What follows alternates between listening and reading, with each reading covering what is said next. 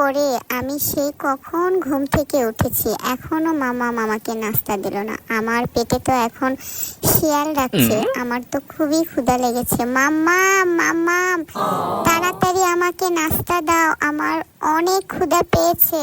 আফনান, তুমি কি আমাকে ডেকেছো? কি হয়েছে বলো। হ্যাঁ, আমি তো তোমাকে সেই কখন থেকে ডাকছি, তুমি তো শোনোই না।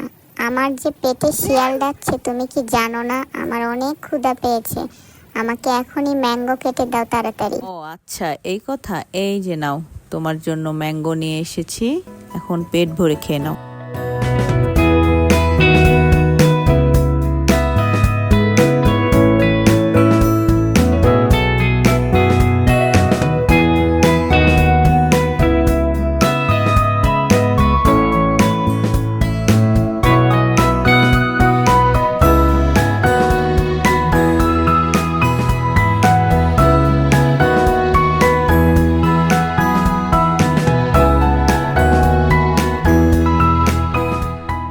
উফ বাবা, এখন আমার পেট ভরে গেছে, অনেক শান্তি পেলাম। বন্ধুরা, আমার ভিডিওগুলো তোমাদের কেমন লাগে অবশ্যই কমেন্ট করবা, সেই সাথে সাবস্ক্রাইব করে সাথে থাকবা।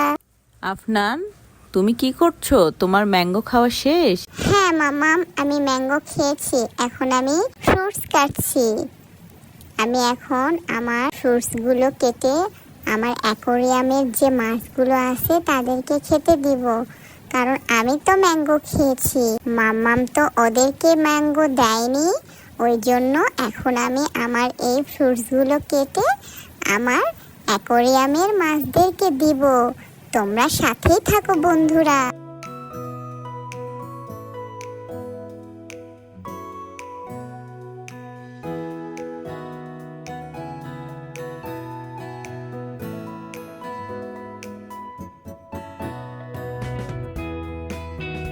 আফনান, আফনান, তুমি এটা কি করছো? অ্যাকোরিয়ামের ভিতর সব ফ্রুটসগুলো এভাবে দিয়ে দিচ্ছ কেন?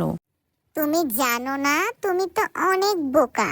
তুমি তো আমাকে ম্যাঙ্গো কেটে দিয়েছো।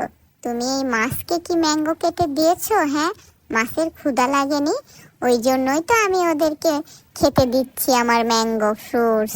তুমি অনেক বোকা মাম্মাম, মাছের তো ক্ষুধা লেগেছে, তুমি তো আমাকে ম্যাঙ্গো কেটে দিয়েছো, আমার ক্ষুধা লেগেছে তাই।